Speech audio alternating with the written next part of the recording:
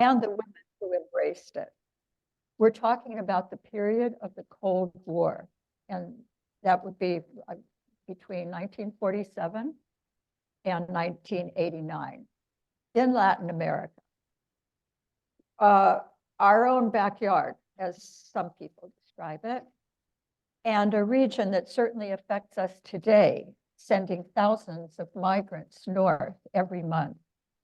Liberation theology led to actions that were so revolutionary and dangerous to the status quo during the Cold War that the United States, national militaries, and far-right members of the Catholic hierarchy targeted those who promulgated it.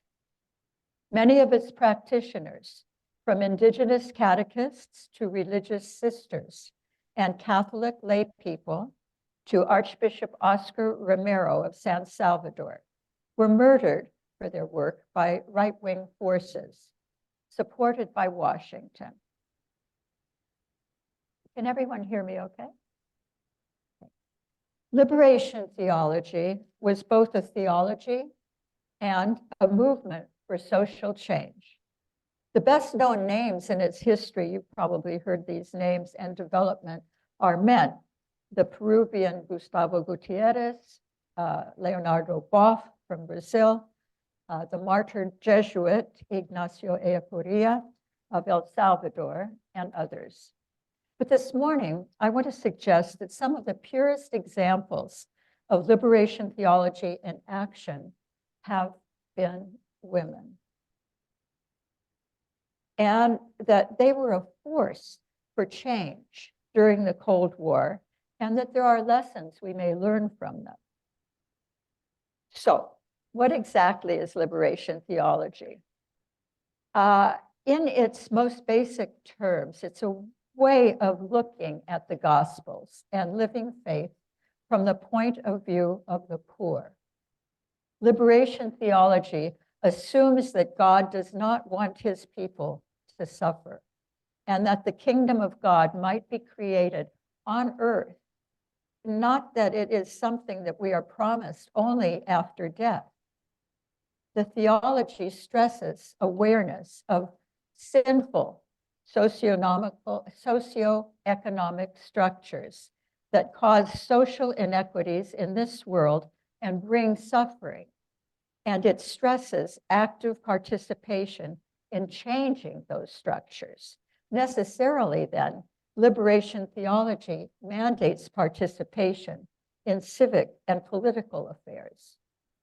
Liberation theology says God is found in the face of the poor, and that the Bible can be understood only when seen from their perspective. Thus, the phrase, which I'm sure you have heard, the option for the poor, the preferential option for the poor, which characterizes liberation theology. This framing of what liberation theology is so important to begin with that I'm going to ask Jean to come up and amplify it. Thank you. I think your description was so right on. I'm going to just go a little deeper, just to share a few of the bones of liberation theology. She's got it all right there. When I've asked some of you, what is liberation theology? Some of you said, oh, I've heard about it, or I think I heard it was a bad thing in the church, or, people have different ideas when I ask people here. So Mary Jo and I want to really work with you on this. She asked the question, what exactly is liberation theology? And I want to just first stop and ask, what is theology? Is it different than spirituality? Yes, but they're two sides of a coin. Theology is three simple words: faith, seeking, understanding. And over different times and places, we have to seek, faith seeks understanding in different daily contexts of people's worlds. And so, two aspects.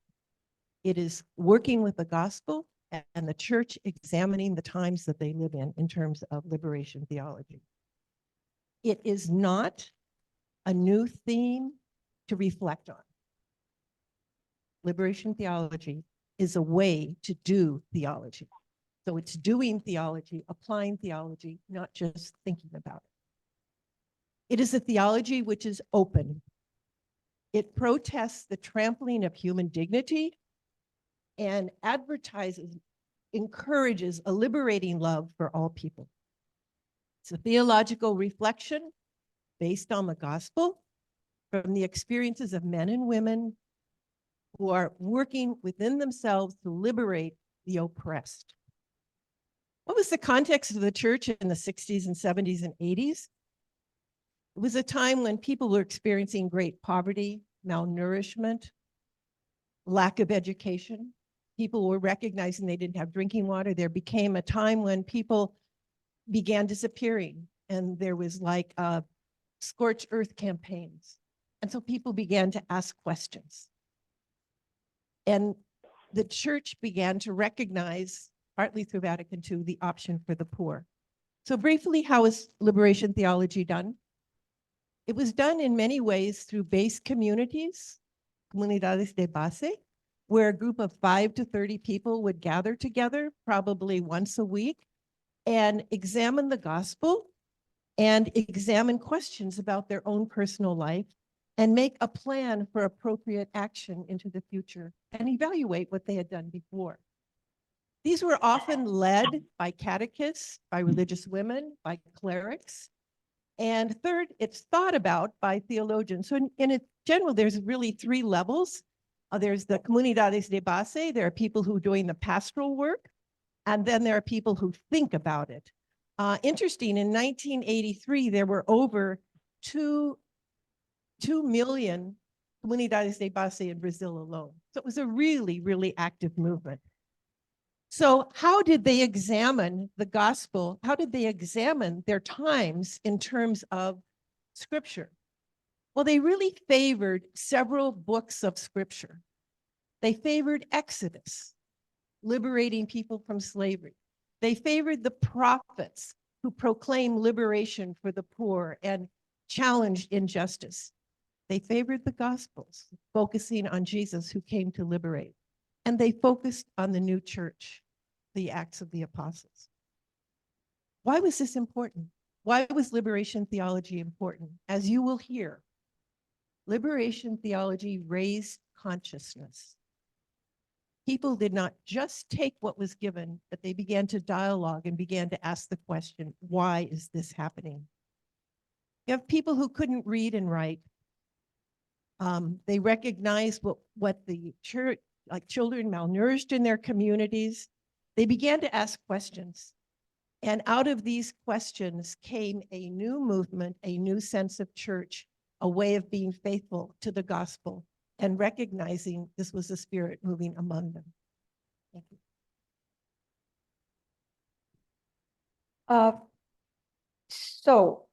Thank you, Jean. I want to suggest this morning that the female was present in liberation theology from its beginning. And I marked that beginning in 1965 at a gathering in a catacomb built on property that once belonged to a Roman noblewoman and first-century martyr, Flavia Domitilla. With her mother and sisters, Domitilla formed a small community which met in secret to worship and to pray just before the close of the Second Vatican Council. Remember, that was 62 to 65. About 40 bishops, mostly from Latin America, gathered outside Rome. This meeting, the time and the place was passed by word of mouth. This was not part of the official Vatican II agenda.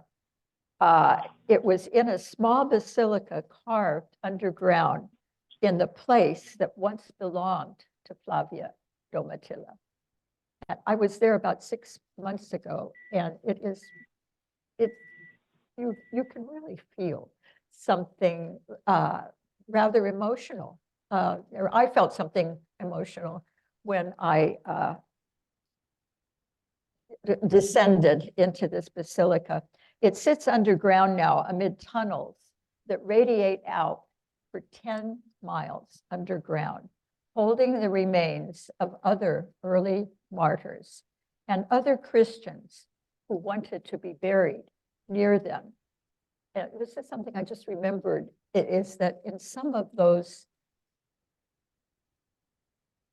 carved out areas where the remains are or were, there are the earliest drawings, paintings of Christianity.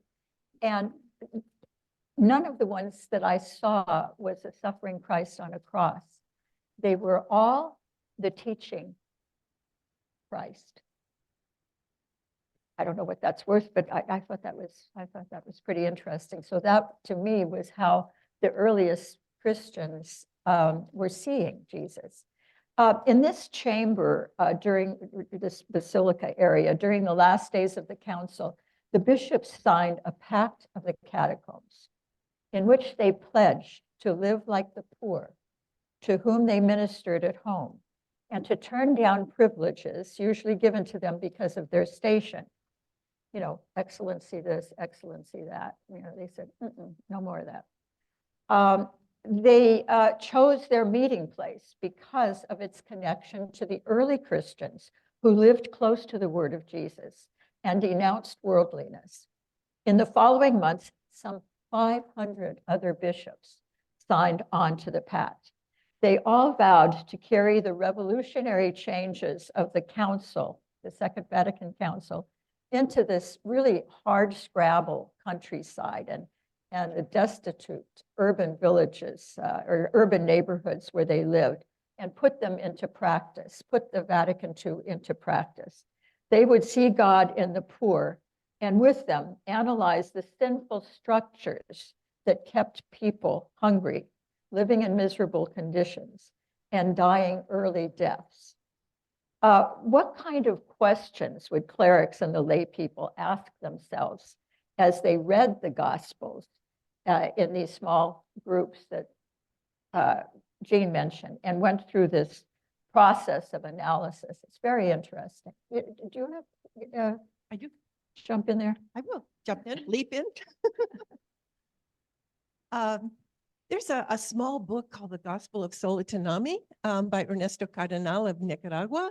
And in there, he recorded the conversations of Comunidad de Base when they read a scripture. So I wanted to share one of these with you. And you know the story of the slaughter of the innocents. Joseph gets a dream and rise up, Joseph, take the child and the mother and go quickly to Egypt. That night, they fled and they took whatever they had and they stayed there until the death of Herod. That's the gospel story they were reflecting on. So this is a conversation between a few people. One is a catechist. I think for a long time, we've been misreading that gospel, interpreting in purely a spiritual sense, eliminating all its political and social circumstances that are really quite dramatic. That is, we have abstracted the gospel from reality. How often have I read that Saint Joseph and the Virgin fled to Egypt? But only now, when an army patrol has just come, have I really understood the very real and harsh circumstance that the gospel presents to us here: repression. We can imagine what that means: leaving at night, hiding with great fear, leaving everything behind, and having to reach the border because they are being pursued. The young man said, "Can I say something? You know what country we're in? There's so much infant mortality and so many stunted, undernourished children. I think that's persecuting children.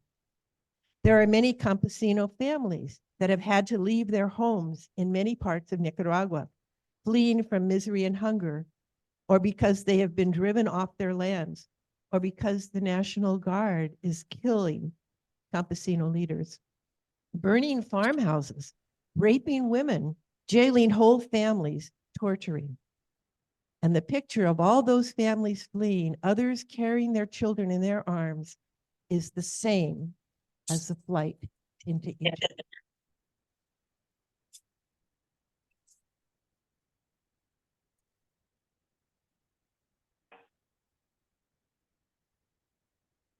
They would act to change these structures.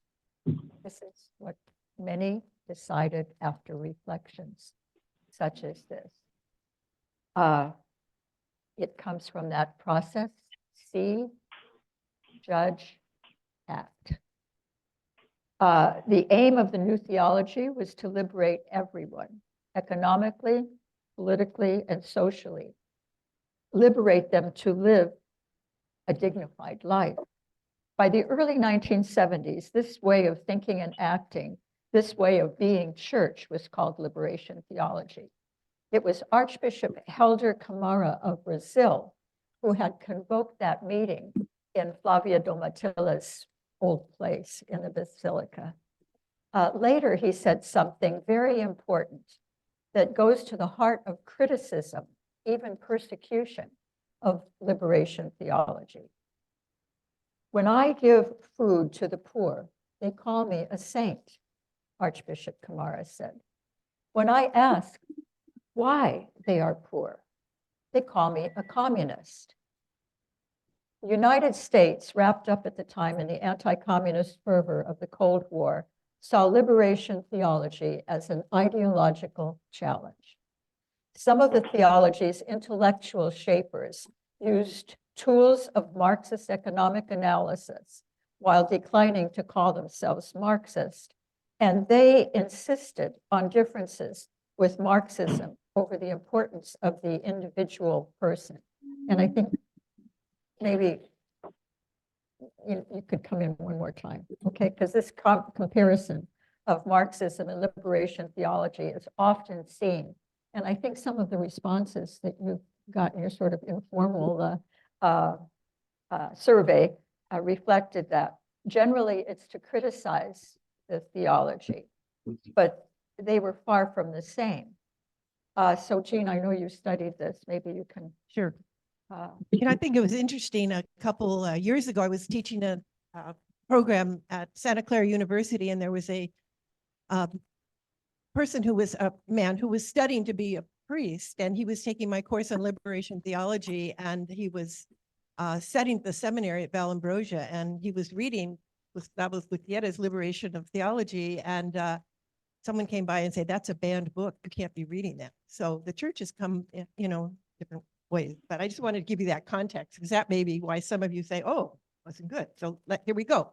Because the question is often about what is the relationship of Marxism and liberation theology.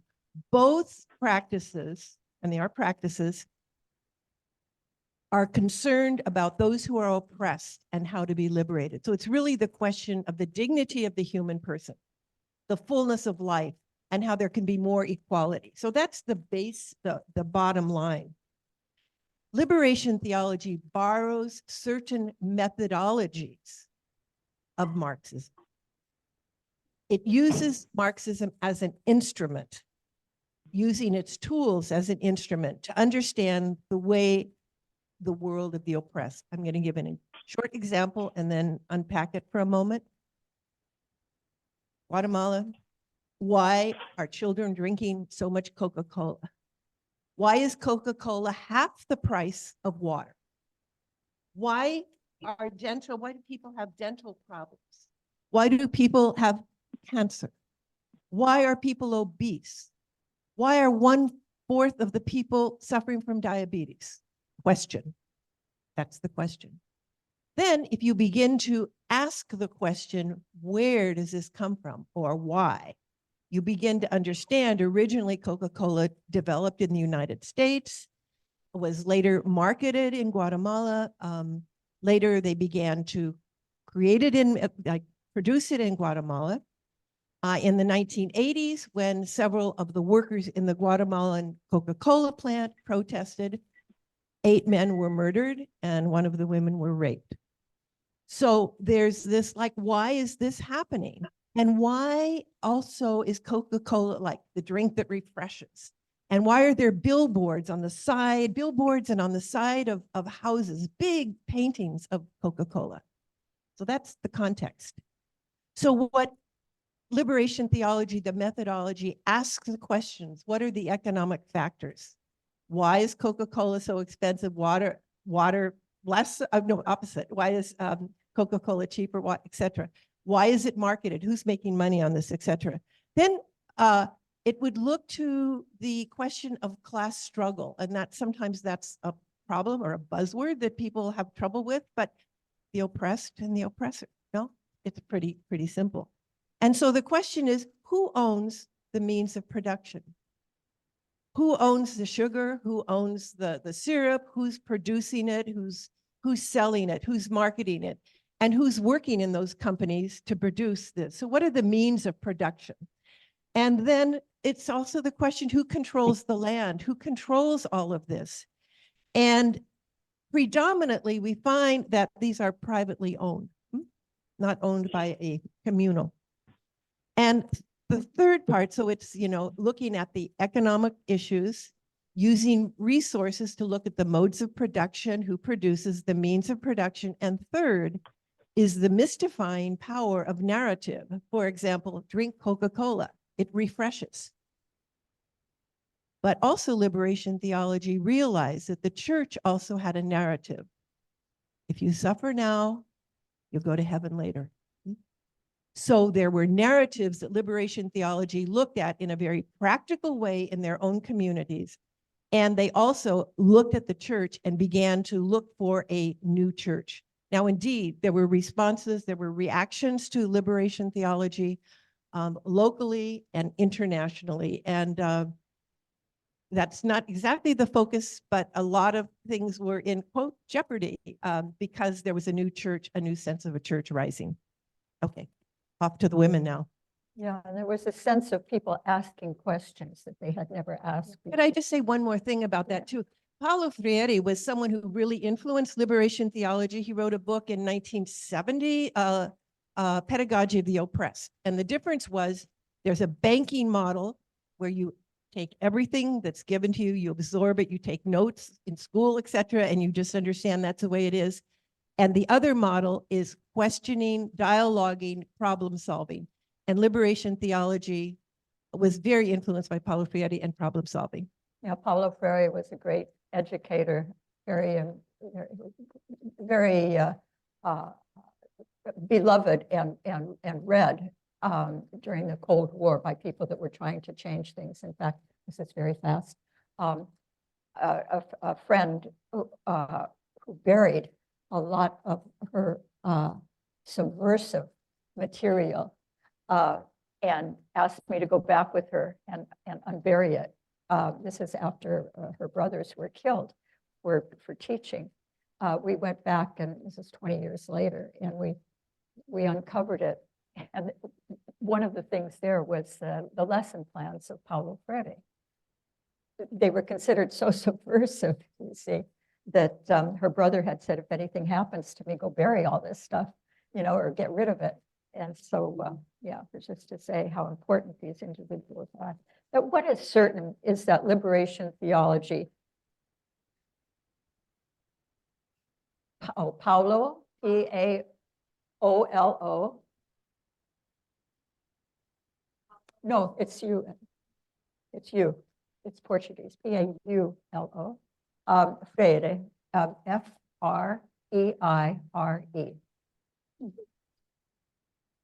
Sorry? Oh, no, this is my friend who buried in a field. That's what I was referring to, because she had been in Guatemala, because, this was subversive material. You could be killed for having it. So, so what was certain was that liberation theology criticized unfettered capitalism. This is what Pope Francis does in his many encyclicals. This critique was anathema to Washington. Pope Francis continues to criticize it if you read Laudato Si or any of the encyclicals. it challenged U.S. political hegemony in Latin America, which supported repressive governments as long as they were loyal to Washington. Do people know about the Santa Fe document? Have you ever heard of it? Don't worry about it if you haven't, because most people haven't. We all know about the Monroe Doctrine, which basically established U.S. dominance over Latin America in 1865. What we sometimes fail to realize is how much these writings, the Monroe Doctrine, the Santa Fe Doctrine, unilaterally made in the USA, affect millions who live in Latin America. So in 1980, 4 civilians and a US Army officer wrote a kind of a blueprint for the US policy for the incoming Ronald Reagan administration called the Santa Fe Document, for the place that it was written, Santa Fe, New Mexico. This was a point in the Cold War when hundreds of people were dying each week in Central America, mostly unarmed civilians in uprising against autocratic rulers. Ronald Reagan said the root of the problem was not unjust societies, but people inspired by socialism and communism, and that capitalism would defeat their forces. So the Santa Fe Document characterized the popular church, Liberation Theology, as an adversarial force which needed to be contained because of its reach and because of its opposition to capitalism. I'm just trying to point out how this flows over into politics, even though it's not politics. In 1985, the CIA sponsored a conference for the intelligence community called Liberation Theology and Communism. A document of reflection on that forum suggested that violence was a tool of the theology's quest for justice. That 1985, it said that the reflection on this was that it was a tool, violence was a tool of liberation theology. It was not.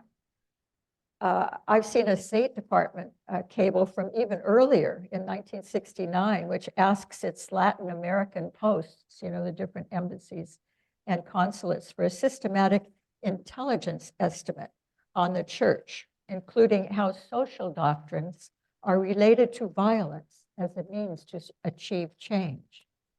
That was the same year that Vice President Nelson Rockefeller sent his famous Rockefeller report to President Richard Nixon that said, the Catholic Church in Latin America has ceased to be an ally in whom the US can have confidence.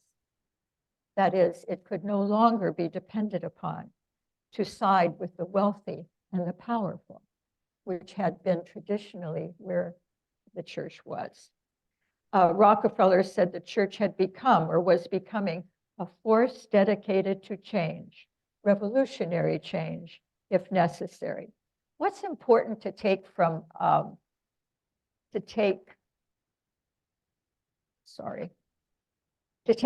this is that Washington saw liberation theology as a threat and communicated that assessment to allies in Latin America. So let's get back to the women. That's what we're here for, right? They were not present at the Pact of the Catacombs, of course, although I'm sure that Flavia Domitilla's spirit was there. I'm thinking of a woman I know who was living the principles of the Pact of the Catacombs, even before she knew about it, even before liberation theology had a name. She told me later that she would identify with liberation theology as it developed. But at the time, this is the late 1950s and early 60s, she was just being Sister Miriam Peter, a young Maryknoll missionary sent from the United States to teach in Guatemala City.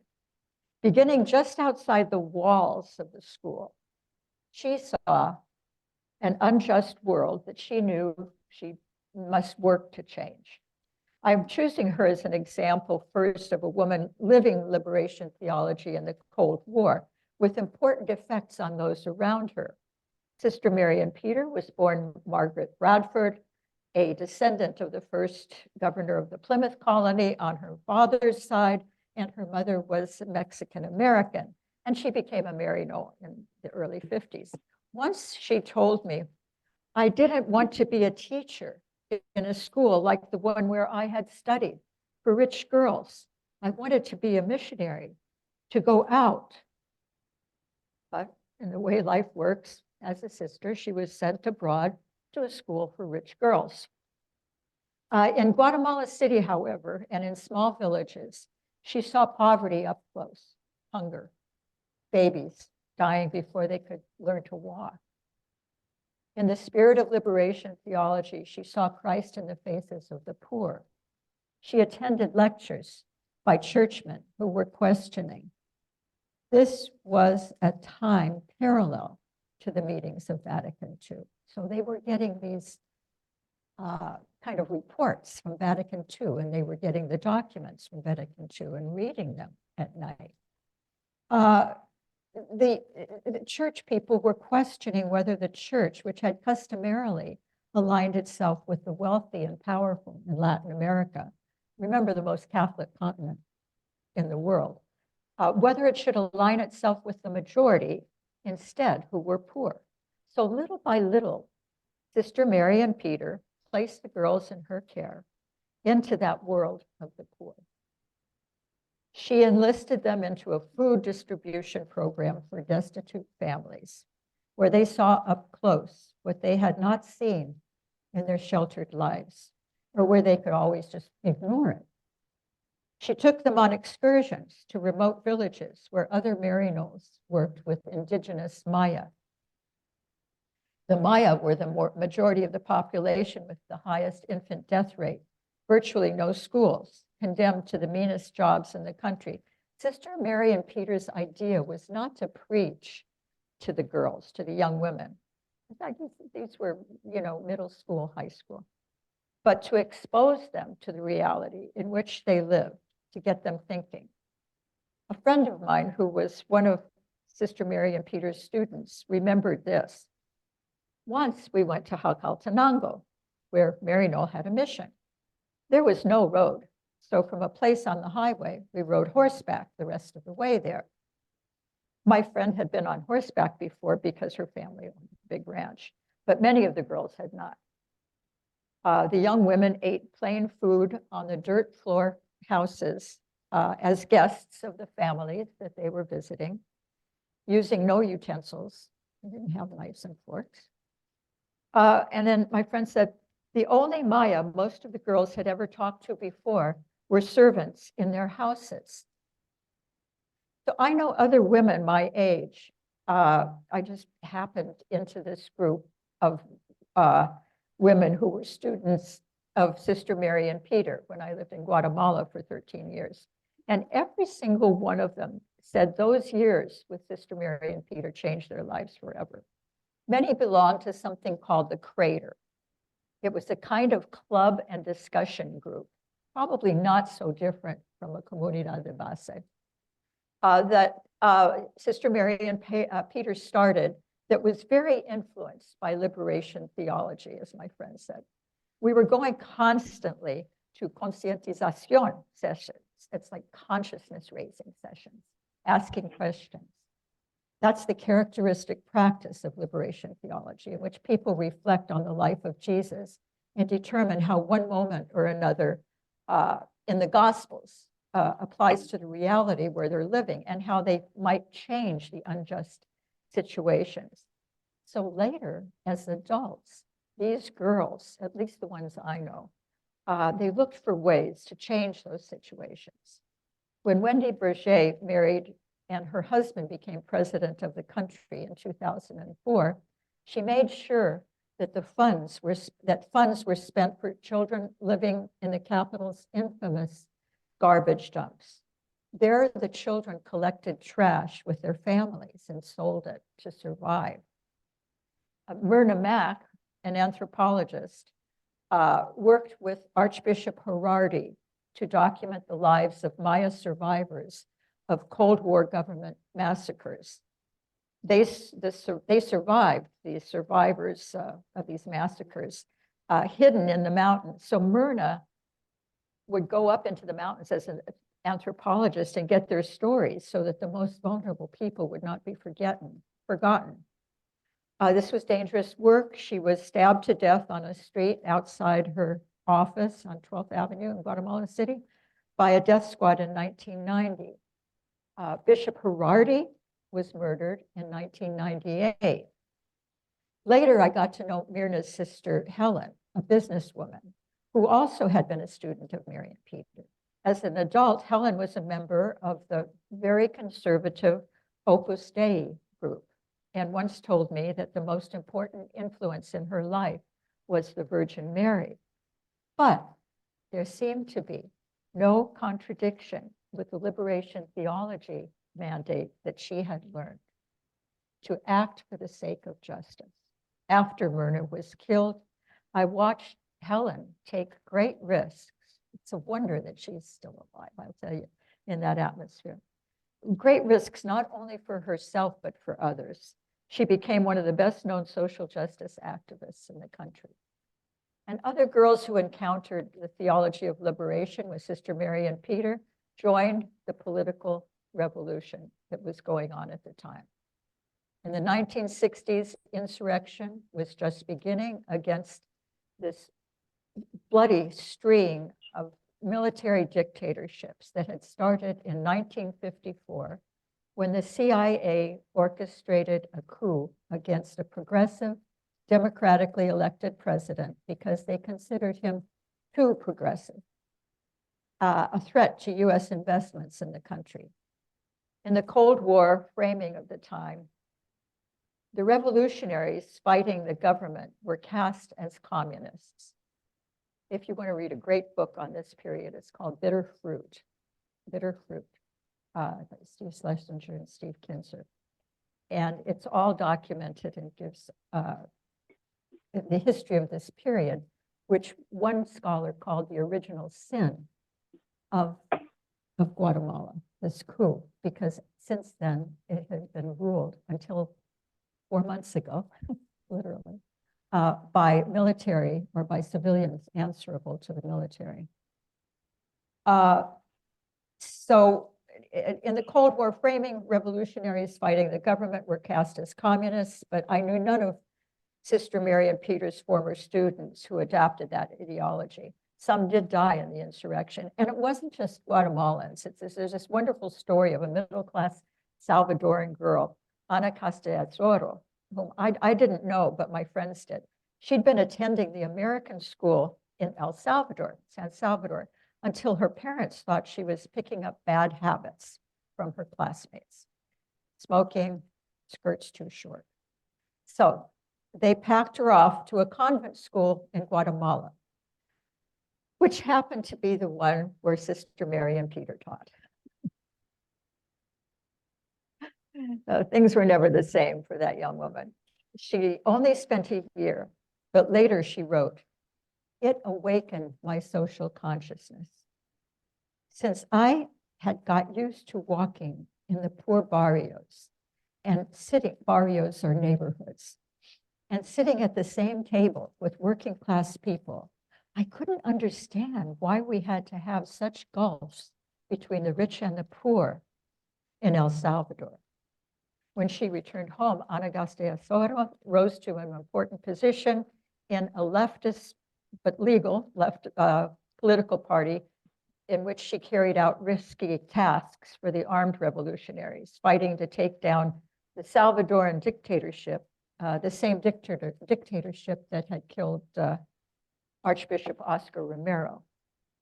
So the Crater Group in Guatemala, meanwhile, gained momentum to include students from the boys' Jesuit high school next door and later from the university. It became a meeting place where future leaders of the Guatemala guerrilla movement, men and women steeped in liberation theology, discussed their ideas. I think I'm going to skip. Oh, we're okay on time? Okay, I missed just a paragraph that maybe I should have skipped. They studied the documents of Vatican II. They held Cursillo courses, even attended conferences on socioeconomic conditions. This is way outside the purview of this convent school. But the other sisters were on board with it and talked about what the Christian response should be to the sinful structures that kept down the poor. Sister Mary and Peter, along with two Maryknoll priests, brothers, Tom and Art Melville, became secret supporters of the revolutionaries until the government kicked them out of the country. Eventually, they all three left the Maryknolls. Tom and Marjorie Bradford married. She became known as Margarita Melville, the name she uses today, and carried out their missions by writing books, calling attention to the injustices in Guatemala, and even going to jail here in the United States after they burned draft records in Maryland in 1968 to protest the Vietnam War and draw attention to Guatemala. They did this along with the Berrigan brothers and other Catholic activists known as the Catonsville Nine, which I guess you've heard of. And just last night, I saw at the Mark Taper Forum in Los Angeles, they were presenting the play, the trial of the Catonsville Nine. So this lives on. And I think you all know someone pretty involved in the Catonsville Nine. Paris Belts was a good friend of Margarita Melville and very involved with Catonsville Nine also. Yes, So Caro. that you'd like to know. Yeah. Caro was there at the house when all of this was planned with the Melvilles and the Berrigan brothers, and she was involved and very, very deeply involved in it. So So thank you, Caro. Yeah, Cara's been a member, a very vital member of Newman for many, many decades, actually, and she's in hospice right now, trying to hang on as long as she can. So, and feeding the poor as she can. So, yeah. So I spent some time on this story of Margarita Melville to suggest that women like her were key in acting out liberation theology during the Cold War. Although we may not be familiar with their names, they were key in ways that had consequences far beyond their own individual lives.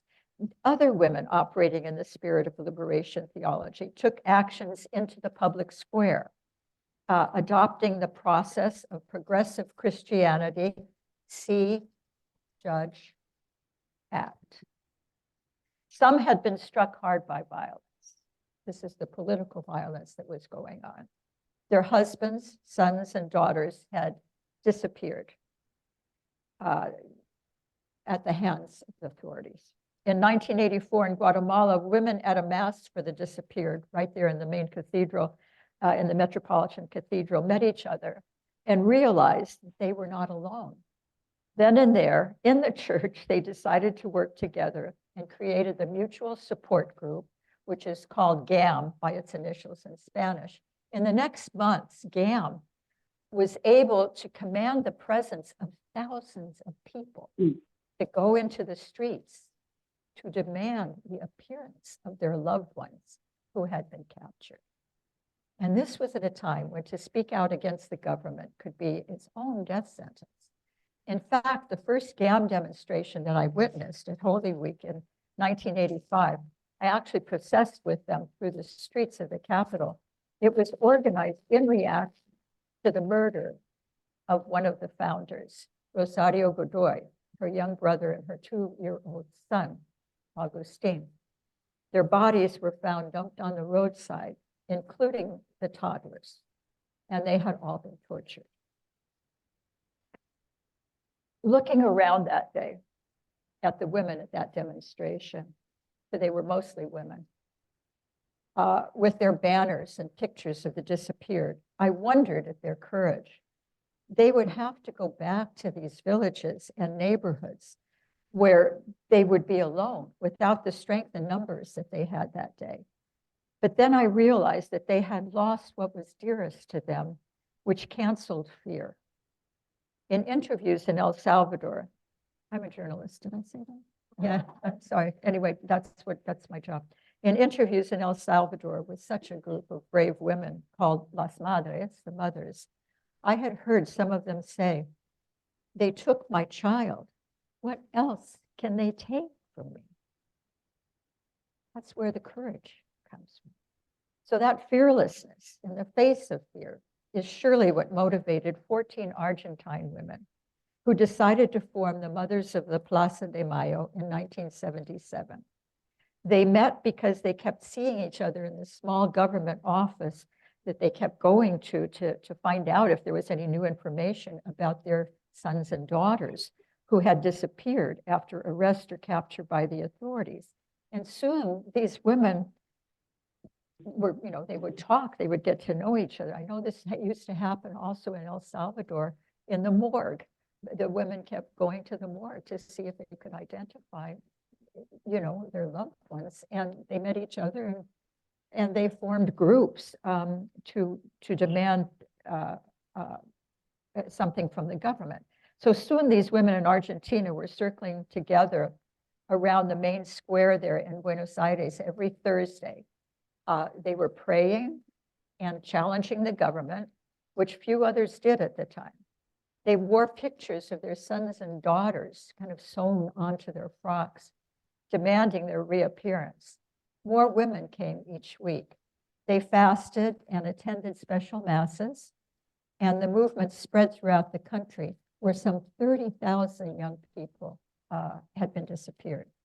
This was in the 60s and 70s, the critical point in the Cold War. US pressure, military support, and influence caused leaders of Latin countries to close ranks in what they called a war against communism.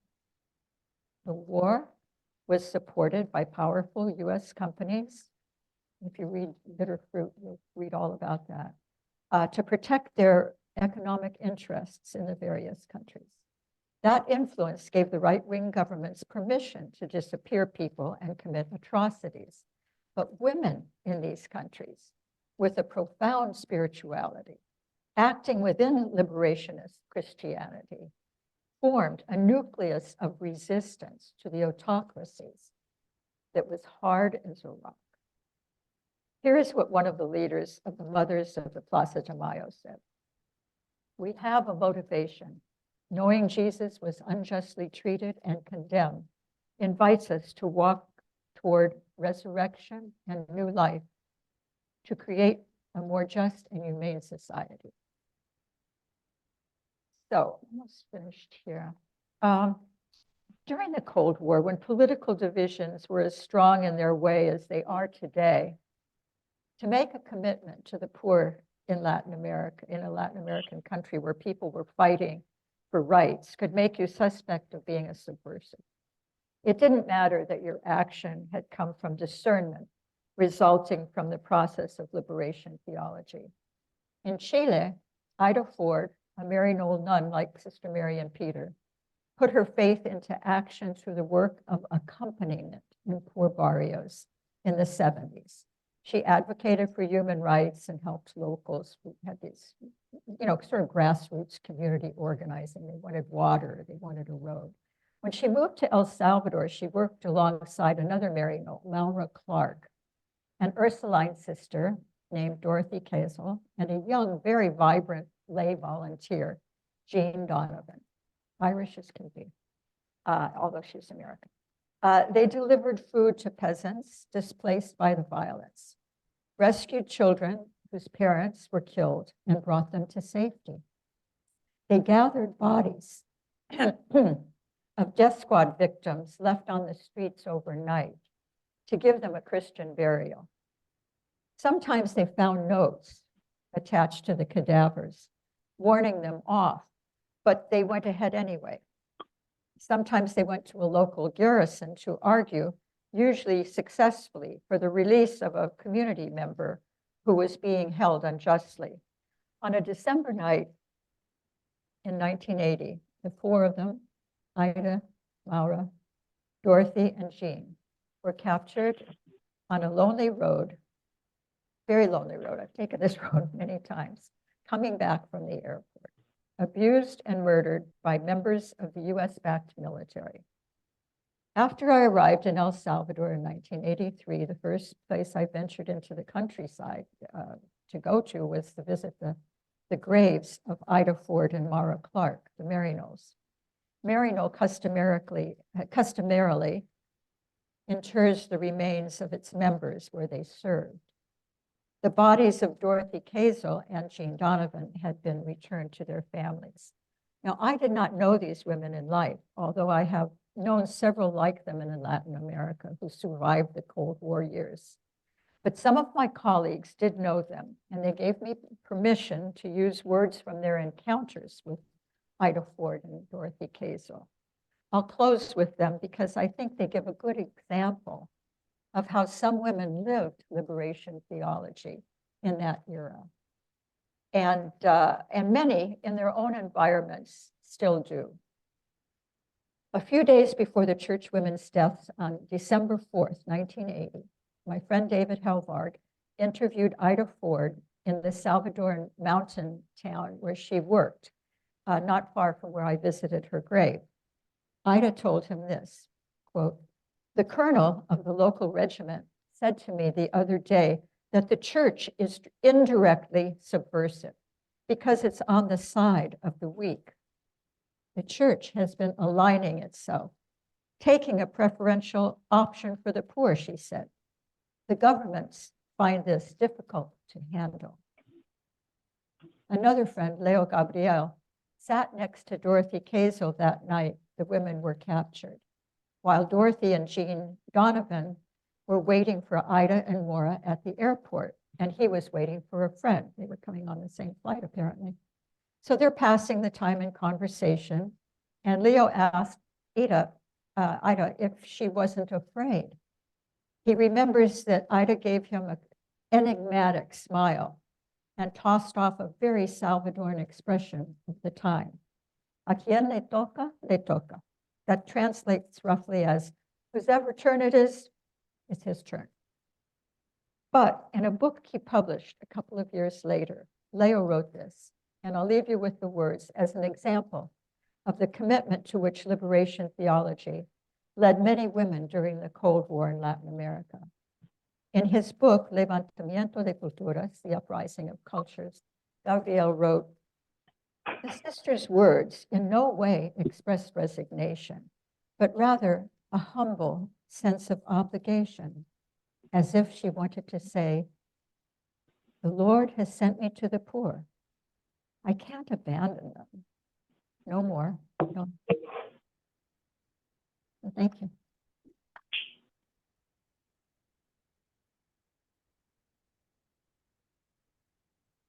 Thank you, Mary Jo, for taking us into worlds of fearless women and men. Pedro Arrupe, a Jesuit, when he spoke about liberation theology, he said, "Marxism can be a companion on the way, but can never be the guide because you only have one teacher, the Christ." And I think we've heard in the stories, each of the stories of the women and men echoed that profound Christ is the guide. And so I really want to thank you, this incredible work that you have been doing and are continuing to do, and offering it to us. It's really seeded, I'm afraid, seeded many new possibilities for us in terms of our own lives. Mary, you have a question before?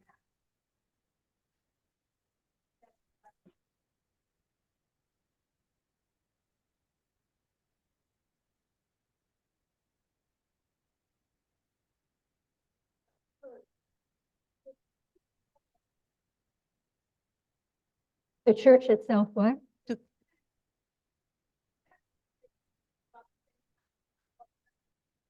Correct. Yeah. Correct. Yeah. Oh, sure. Or maybe you'd like to, yeah.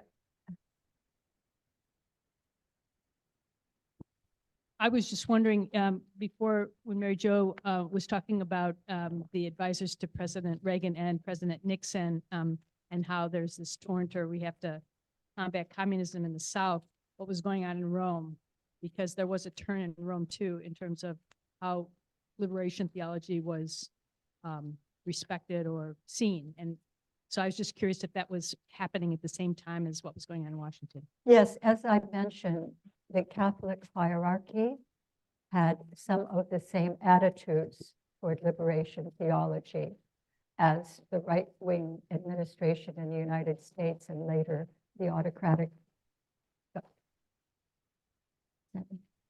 governments in Latin America had. Pope John Paul was Polish, had fought communism all his life in Eastern Europe. Eastern Europe was not Latin America. I think he failed to be able to see the whole picture. His principal advisor was Cardinal Ratzinger, who became Pope Benedict. And they actually silenced, not excommunicated, but silenced. Silencing is a punishment. Very, very extreme. If someone is a writer, you can't write. If someone is a preacher, you can't preach. People like Leonardo Boff. I think Gutierrez too.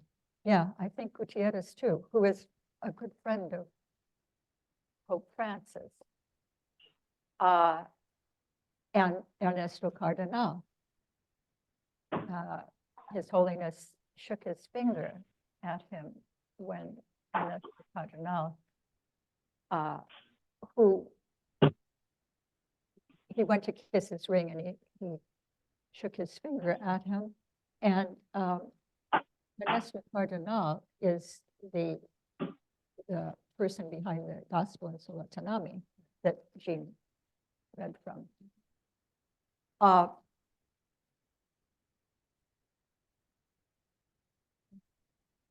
Does that answer the question? Yeah. Okay. Yeah. And we have time later for the more Q&A. I want to make one other comment too.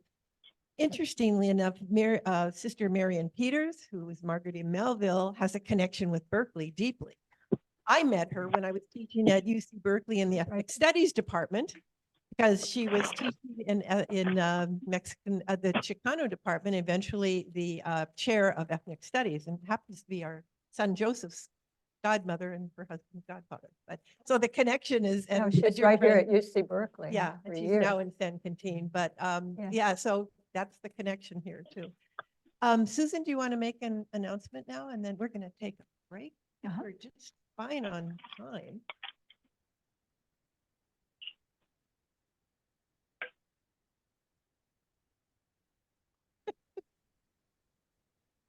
All right. Welcome back. Be more fearless, right, Peg? You know what? I realized last year, I think, when she was here, or maybe the first time she was here, right?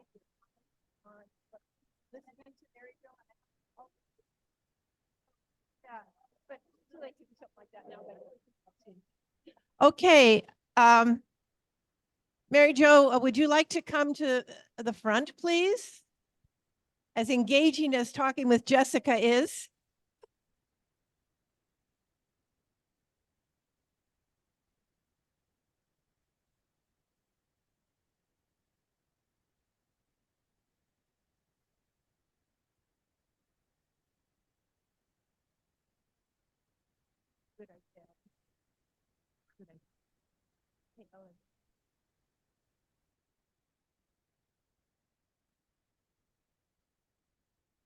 Okay, Mary Jo.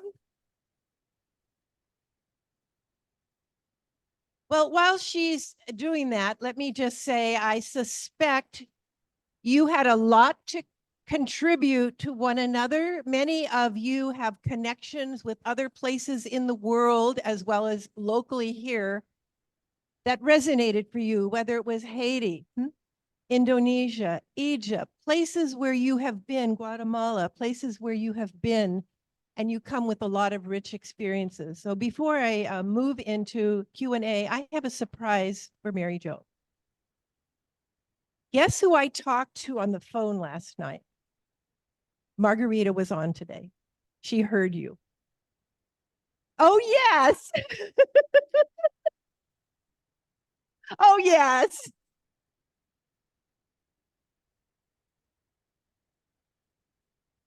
No, I didn't. I wanted it to be a surprise because I wasn't sure if she was going to get on. And so Karen was letting me know, but it was too late. I just found out at break for sure she was on.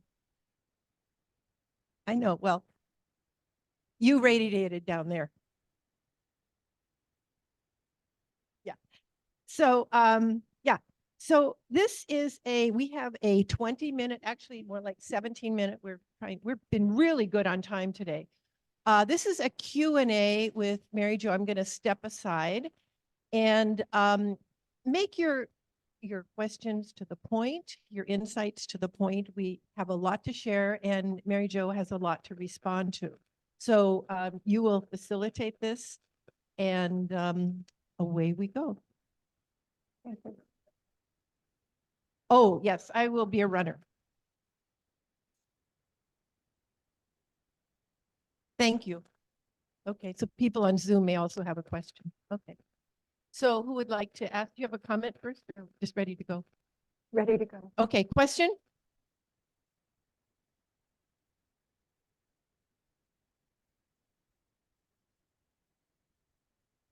Thank you so much for all the information on the history that so many of us don't know.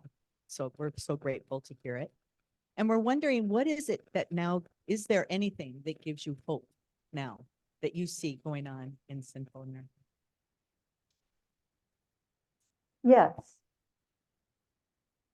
In January, a new president took over in Guatemala who is actually not beholden to the military.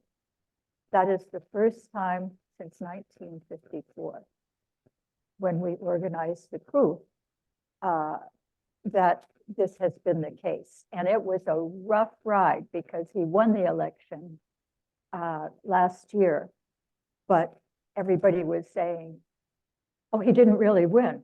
Does this sound familiar? And it was really rough. But all of the, he had a huge amount of support. He won overwhelmingly. I mean, it was a total landslide. And the indigenous people blocked the roads for 106 days in Guatemala to protest against this process of trying to take the election away from him.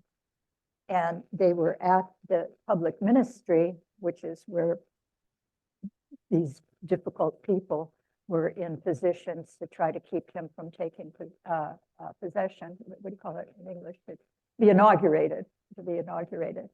And there was an encampment out in front of that public ministry. I was there a couple of days, but people were there for 106 days, and people were bringing them food. Local priests were saying mass. Cardinal Ramazzini, Guatemala has a cardinal, a great, wonderful man, who came to say mass for everybody. And so that gives me a lot of hope. Are the bad guys still trying to keep, to do everything they can to obstruct this new government? Yes, they are. But it shows that there are spots of hope. There are other places in Latin America where it's a bit rougher, but I can say that yeah, it's hopeful there.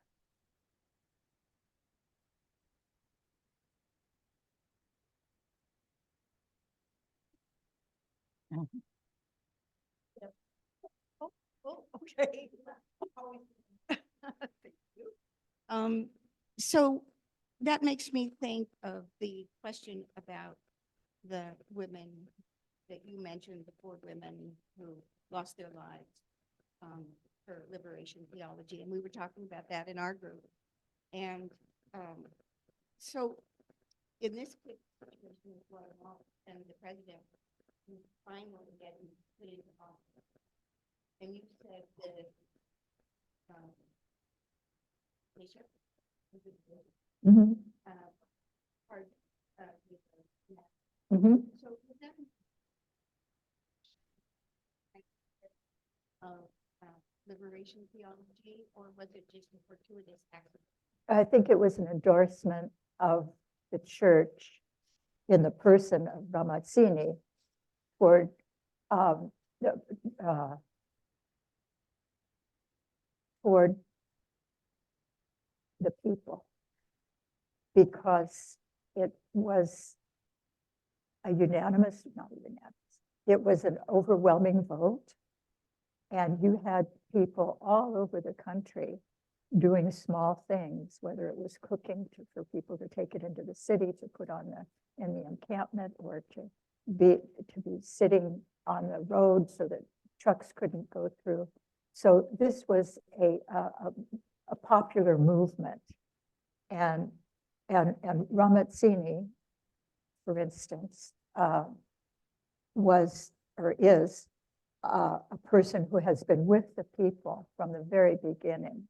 My first interviews with him were out in when he was just a bishop, and he was marking the names of all of the people that had been killed so they wouldn't be forgotten, in his diocese, just making sure that the names were connected with the people who were, that the violence was happening to. And then at another point, he went out into the mountains, into the territory that is where all of the survivors, remember I mentioned that survivors go out into the mountains, and they were hiding there for years.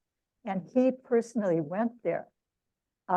It's not so safe to do, and to do baptisms and marriages and all of that, like it was sort of a group marriage, group baptism. He did that a couple of times, and to let people know that the church was with them.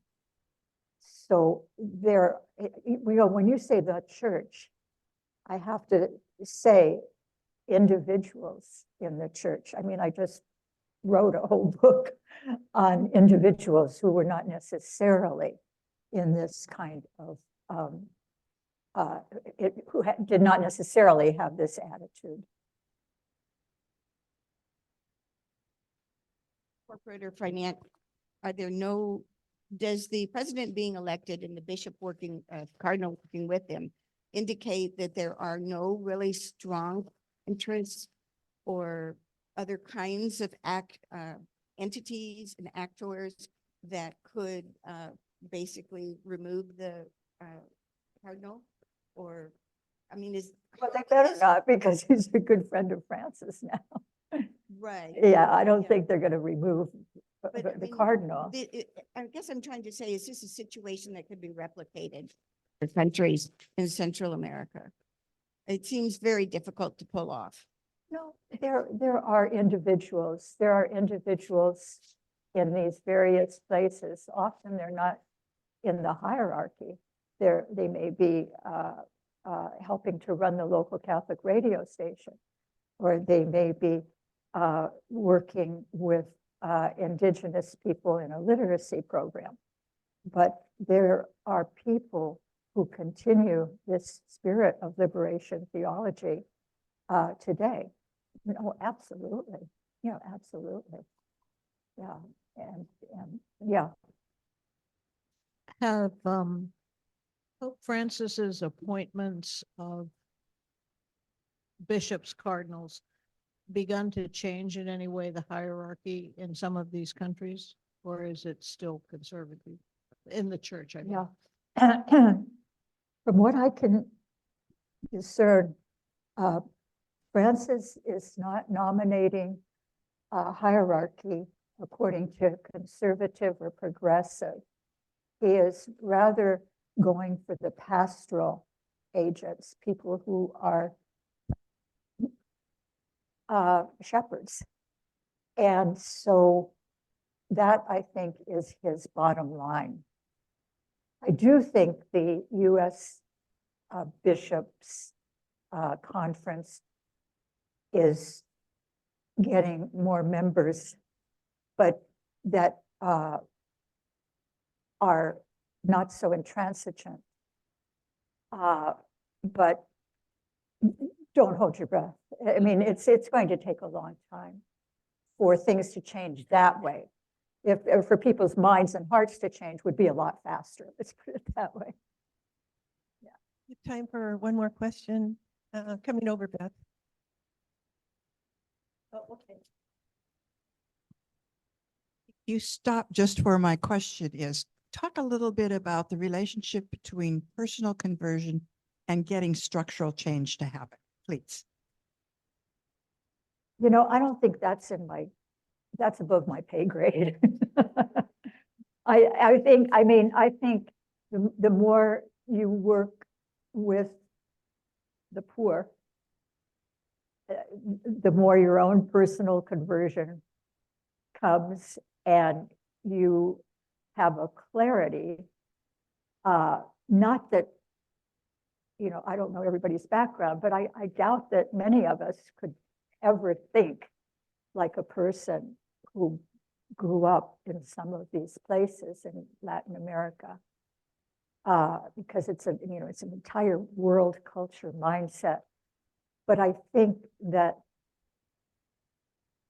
being more close to them, being more close to individuals like this, we can begin to see these structures that keep them down. And so that's kind of goes between personal conversion and then you can't help but then act. To that question, Mary Jo, I believe I've heard people say we need for our own conversions to be in dialogue with the more disenfranchised. I mean, it's a really important piece for all of us to be in dialogue with each other for the change. Absolutely, that's Yeah. Vatican II. That's That's right. the Medellin Conference. That's Pope Francis. I mean, if you read Pope Francis, that's his message right there. That we're all so interconnected. Yeah. Mhm. Mhm. Anne, can you hear me? Anne, in the meeting at home, can you hear me? Anne? Go ahead and ask your question, Anne. Go ahead and ask your question. Wait a second, it's not working. Okay. Okay, can you hear me? Yeah. Yeah. Okay, Mary Jo, I'm just wondering, all this wonderful liberation theology and is that still really active in Latin America or any place else? My fear is that it, during the Cold War, yes, there was this wonderful thing for change, and now what? I think it is still active in the way people who are working with the vulnerable are acting. What is not so dramatic is that we are no longer in a Cold War that specifically targets people like this. And so it's just not very obvious, it's just not very obvious. I'm not sure that's a very satisfying answer, but I meet people all the time that you could have talked to, 30 years ago, and they would have called themselves liberation theology people. But the mission that they're doing, the work that they're doing is right in that bailiwick. And we know that liberation theology has been also taken up by Black liberationists in the United States, there's Asian American, there's a Native American liberation theology, there's feminist theology. I mean, it's around the world too. It's really seeded many processes of liberation, and it's taken new forms now. Well, Palestine liberation theology is very, very strong. And they're very active right now, the Palestinian Liberation Theology Group. And, it's a group of oppressed people. It's the same message that they have from the Gospels. And so you know, when you ask, I guess with Anne, is it still going on? It has so many permutations now. I know Bill O'Donnell, to whom I dedicated Playing God, told me that he first learned about liberation theology through his Black fellow preachers in Oakland, because they were followers of Black liberation theology. So it has many, many arms, Mm. and it's affecting people in their daily lives even today. So that's why I think it's good to know about it from Latin America, which was really, let's face it, that was the birthplace of it. And the place where it was acted out most dramatically. And Barbara tripped me up on the way here. She said, and not just Catholics were involved, and that's really true. That So, is yeah. true. That is true. Especially with Black liberation theology and womanist liberation theology, which is Black women liberation theology. They're not necessarily Catholic at all. And there are, you know, I once had a Spanish priest who had to flee from this area of Guatemala, and I met him, and I made it known that I was interested in talking to him, and somebody came to me in the middle of the night in Nicaragua and said, "Oh, if you want to talk to Father so-and-so, he's at this place, and go over there right now." Oh, fine, you know. So I went over there, and he's told me something very important during these hours of conversation. Because I was thinking it was Catholics versus evangelicals, Catholics versus Protestants. This was early on. And he said, don't think that way. He says, it's the people who, it's those who are with the people and those who are not with the people. And that was really a lesson. Yeah. Thank you. Mary Jo, I can't thank you. We can't thank you enough for the seeds and the words and the work and the research that you have done, are doing, and continue to do. Can I say hi to Margarita? She's not on right now. She Oh. so she left I a want to thank her conversation. for her work. Yeah. The reason I didn't tell you earlier is I wasn't sure if she was on, and Karen didn't let me know till the break. But I think we should really you know, thank her and extend a blessing over her for all of her work. She's flying out tomorrow to continue another research project. So why don't we just take a moment? Thank you. Yeah. We can wrap her in our prayer later. So a question, yes. Yes, we are. Yeah, Oh, yeah. thank you. Okay, so let's, why don't we stand? You know, it's a good thing to do. Get our energy from our ground, the earth up. And Mary Jo, we ask God's blessing in all the creative endeavors that you are inspired to do. You know your work that is to do. You've known it from the time you were very young. We give deep gratitude for your presence with us. We will carry you in thought and word and prayer. And we ask for a safe journey for you, and may you have the strength and insight, speak to the right people, to right things, and to carry it forward. And may you be blessed in all of your. Amen. Amen. Thank you.